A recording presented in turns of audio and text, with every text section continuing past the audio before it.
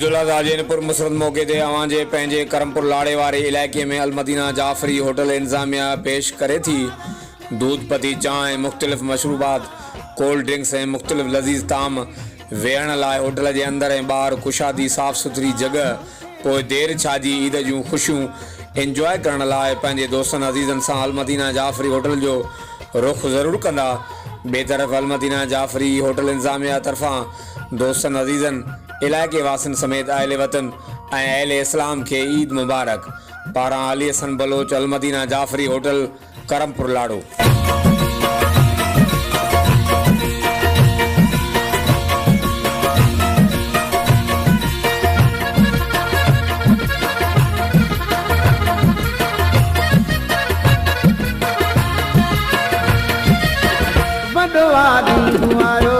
करे सुरहान मिलो जेको नाराज़ हुजे वञी ते सपाण मिलो। ईद मुबारक ईद मुबारक ईद मुबारक ईद मुबारक। वॾो आदमी आयो करे सुरहान मिलो जेको नाराज़ हुजे वञी ते सपाण मिलो। जिते दुबई वारनि खे ईद मुबारक परदेसी प्यारनि खे ईद मुबारक मुंहिंजे परस्तारनि खे ईद मुबारक।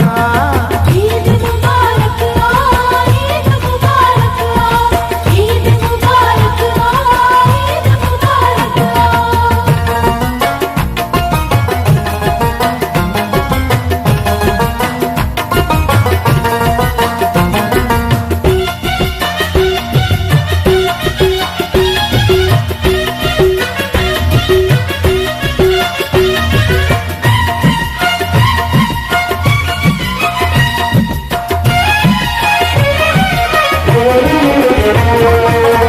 अचो सभु प्यार वारा